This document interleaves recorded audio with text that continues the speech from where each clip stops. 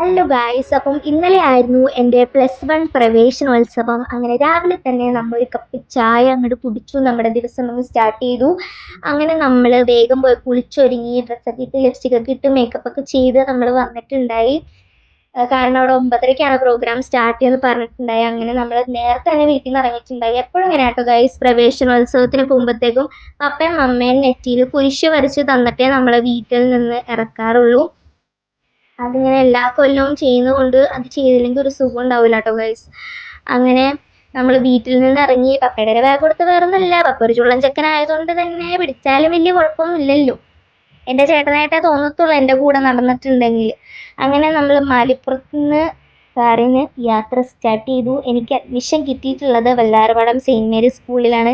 സത്യം പറയാലോ ഗൈസ്, ഞാൻ ആദ്യമായിട്ടാണ് മിക്സ്ഡ് സ്കൂളിൽ പഠിക്കാൻ പോകുന്നത്. അതുവരെ ഞാൻ LKG തൊട്ട് 10th വരെ ഞാൻ പഠിച്ചത് സെയിൻറ്റ് തെരേസസ് എറണാകുളത്താണ്. ഗേൾസ് സ്കൂളിലാണ് ഞാൻ പഠിച്ചിട്ടുള്ളത്. കോൺവെൻറ്റ് സ്കൂളാണ് സിസ്റ്റേഴ്സിൻ്റെ. അപ്പം ഞാൻ ആദ്യമായിട്ട് മിക്സ്ഡിൽ പഠിക്കാൻ പോകുന്ന ആ ഒരു ടെൻഷനും കാര്യങ്ങളും എനിക്കുണ്ടായിരുന്നു. പക്ഷെ അവിടെ ചെന്നപ്പോഴത്തേക്കും കുഴപ്പമില്ല, കാരണം എല്ലാവരും നല്ല കമ്പനിയായിരുന്നു. ആ ഒരു വല്ലാർപാടം പള്ളിയിലേക്ക് എത്തിയപ്പോൾ ആ ഒരു വൈബും കാര്യങ്ങളൊക്കെ അടിപൊളിയാണ്. നമുക്ക് നല്ല നല്ല ഫോട്ടോസ് എടുക്കാൻ പറ്റിയ നല്ല വ്യൂസും കാര്യങ്ങളൊക്കെ അവിടെ ഉണ്ട്. ആ ഒരു പുഴവക്കായാലും അടിപൊളിയാണ്. പിന്നെ പാർക്കിംഗ് ഏരിയ വിശാലമായത് കൊണ്ട് തന്നെ നമുക്ക് എവിടെ പാർക്ക് ചെയ്യണമെന്നറിയാൻ തോന്നത്തില്ല. കാരണം അവിടെ ഇട ദിവസം ആയതുകൊണ്ട് അങ്ങനെ അധികം വണ്ടികളൊന്നും ഉണ്ടായിരുന്നില്ല. അപ്പം നമ്മൾ ഒരു കാറിൻ്റെ ഇടയിലോട്ട് അങ്ങോട്ട് കയറ്റിയിട്ടുണ്ടായി. 2 കാറിൻ്റെ നടുക്കൊരു ഗ്യാപ്പ് ഉണ്ടായി. അപ്പോൾ നമ്മൾ അവിടെയാണ് പാർക്ക് ചെയ്തിട്ടുള്ളത്. നേരെ പോയത് ആരാധനാമഠത്തിലേക്കാണ്. കാരണം ഞാൻ എപ്പോൾ വല്ലാർപാടം പള്ളിയിൽ പോയാലും ആരാധനാമഠത്തിൽ പോവും. കാരണം ആ ഒരു അന്തരീക്ഷവും ആ ഒരു പീസ്ഫുൾ അറ്റ്മോസ്ഫിയറൊക്കെ എനിക്ക് ഭയങ്കര ഇഷ്ടമാണ് കേട്ടോ ഗൈസ്. അവിടെ നിന്ന് പ്രാർത്ഥിക്കുമ്പോഴത്തേക്കും പ്രത്യേകം നമുക്കൊരു ഫീലാണ്. ഈശോ കൂടെ ഉണ്ടെന്നുള്ളൊരു പോലത്തെ ഒരു ഫീലാണ് നമുക്ക് കിട്ടുക. അത് നല്ലോണം പ്രാർത്ഥിക്കണം കേട്ടോ ഗൈസ്. അവിടെ ചെന്നിരുന്ന് നല്ലോണം പ്രാർത്ഥിച്ചിട്ടുണ്ടെങ്കിൽ നമുക്കത് നടത്തി കിട്ടുമെന്ന് ഉറപ്പാണ്. എനിക്കങ്ങനെ ഒരു വിശ്വാസം ഉണ്ട് കേട്ടോ ഗൈസ്. അവിടെ പോയി പ്രാർത്ഥിച്ചാൽ നടത്തി കിട്ടുമെന്ന്. എൻ്റെ അങ്ങനെ കുറച്ച് കാര്യങ്ങളൊക്കെ നടത്തി കിട്ടിയിട്ടുണ്ട്. അതുകൊണ്ടാണ് ഞാൻ നിങ്ങളോട് എക്സ്പീരിയൻസ് പറയുന്നത്. അങ്ങനെ നമ്മൾ പള്ളിയിൽ കയറി മാതാവിനോടും കൂടി പറഞ്ഞു, മാതാവേ നിൻ്റെ മുറ്റത്താണ് ഞാൻ 2 കൊല്ലം, നീ എന്നെ കാത്തുകൊള്ളണേ എന്നൊക്കെ മാതാവിനോടും പറഞ്ഞു. അങ്ങനെ നമ്മൾ നേരത്തെ ആയിരുന്നു അവിടെ എത്തിയിട്ടുണ്ടായിരുന്ന. നമ്മൾ ഒരു 8:30 ആയപ്പോഴത്തേക്കും വീട്ടിൽ നിന്ന് തന്നെ ഇറങ്ങിയിട്ടുണ്ടായി. അപ്പം നമ്മൾ നേരത്തെ ആയിരുന്നത് കൊണ്ട് തന്നെ നമ്മൾ അവിടെ നല്ലൊരു അറ്റ്മോസ്ഫിയർ കണ്ടപ്പോഴത്തേക്കും നമ്മൾ അവിടെ സൈഡിൽ നിന്ന് നല്ല കാറ്റൊക്കെ കൊണ്ടു. അങ്ങനെ നമ്മൾ കുറച്ച് ഫോട്ടോസൊക്കെ എടുത്തു ഗൈസ്. നമ്മൾ കുറച്ച് കളിയും ചിരിയും കുറേ വർത്തമാനമൊക്കെ അവിടെ നിന്ന് തന്നെ പറഞ്ഞിട്ടുണ്ടായി. അങ്ങനെ നമ്മൾ പ്രോഗ്രാം സ്റ്റാർട്ട് ചെയ്യാൻ പോവാണ്. പ്രോഗ്രാം സ്റ്റാർട്ട് ചെയ്തപ്പോഴത്തേക്കും നമ്മുടെ ഹാളിലാണ് പ്രോഗ്രാം സ്റ്റാർട്ട് ചെയ്തിട്ടുണ്ടായിരുന്നത്. നമ്മുടെ മെയിൻ ഗസ്റ്റ് ആയിരുന്നു നമ്മുടെ റെവറൻഡ് ഫാദർ ജെറോം ചെമ്മണിക്കോടത്തച്ഛനാണ് മെയിൻ ഗസ്റ്റ്. നമ്മുടെ അവിടുത്തെ വികാരി അച്ഛൻ തന്നെയാണ് കേട്ടോ ഗൈസ്. അങ്ങനെ നമ്മുടെ HMും പിന്നെ PTA പ്രസിഡന്റ് ഒരു അങ്കിളായിരുന്നു. ആൻഡ് ഒരു ആൻറ്റിയും കൂടി ഉണ്ടായിരുന്നു. അവിടെ പഠിച്ചു പോയ പൂർവ്വ വിദ്യാർത്ഥിയുടെ അമ്മയാണ്. അങ്ങനെ പ്രോഗ്രാം സ്റ്റാർട്ട് ചെയ്തു.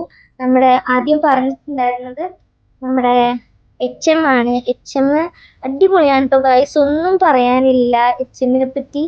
കാരണം പിള്ളേരുടെ ആ ഒരു വൈബിനൊത്ത് സംസാരിക്കുന്ന പോലെയാണ് എനിക്ക് ഫീൽ ചെയ്തത്. കാരണം നമ്മൾ ഭയങ്കര സപ്പോർട്ടീവായിട്ട്, മക്കളെ നിങ്ങൾ പഠിച്ചിട്ടുണ്ടെങ്കിൽ നിങ്ങൾക്ക് +2ൽ നല്ല മാർക്ക് സ്കോർ ചെയ്യാൻ പറ്റും എന്നൊക്കെ പറഞ്ഞു. പിന്നെ നമ്മുടെ അച്ഛൻ പറഞ്ഞു, അച്ഛൻ നല്ലോണം പഠിക്കണം കേട്ടോ മക്കളെ എന്നൊക്കെ പറഞ്ഞിട്ടുണ്ടായി. സ്നേഹത്തോടെയാണ് ആ ഒരു പറച്ചിൽ കേൾക്കുമ്പോൾ നമുക്ക് ഭയങ്കര അവരോടൊരു ബഹുമാനവും ഒരു സ്നേഹമൊക്കെ തോന്നത്തില്ല, അതേപോലെയാണ്. ടീച്ചേഴ്സ് ആയാലും അടിപൊളിയായിരുന്നു കേട്ടോ ഗൈസ്. പിന്നെ മറ്റേ പ്രസംഗവും കാര്യങ്ങളൊക്കെ കുറച്ചുണ്ടായി. മാത്രമല്ല ആ ഹാളിലാണെങ്കിൽ നമ്മുടെ മെയിൻ ഹാളിലാണ് നമ്മൾ ബുക്ക് ചെയ്തിട്ടുണ്ടായിരുന്നത്. അവിടെ വേറൊരു ഡെത്ത് ആനിവേഴ്സറി ഉണ്ടായതുകൊണ്ട് തന്നെ നമ്മുടെ മിനി ഹാളിലേക്കാണ് നമ്മൾ പ്രോഗ്രാം മാറ്റി വെച്ചിട്ടുണ്ടായിരുന്നത്. ഇതാണ് നമ്മുടെ PTA പ്രസിഡന്റ് അങ്കിൾ എന്ന് പറയുന്നത്. PTA പ്രസിഡന്റ് അങ്കിൾ പറഞ്ഞത് മീനാക്ഷിയമ്മയുടെ കാര്യമായിരുന്നു. നമ്മുടെ മാതാവിൻ്റെ അടിയിൽ കുത്തി നിൽക്കുന്ന അമ്മയാണ് മീനാക്ഷിയമ്മ. അങ്ങനെ സമ്മാനദാനം തുടങ്ങി. കഴിഞ്ഞ കൊല്ലം +2ൽ ഫുൾ A+ കിട്ടിയ ചേച്ചിയാണ് കേട്ടോ ഗൈസ് ഇത്.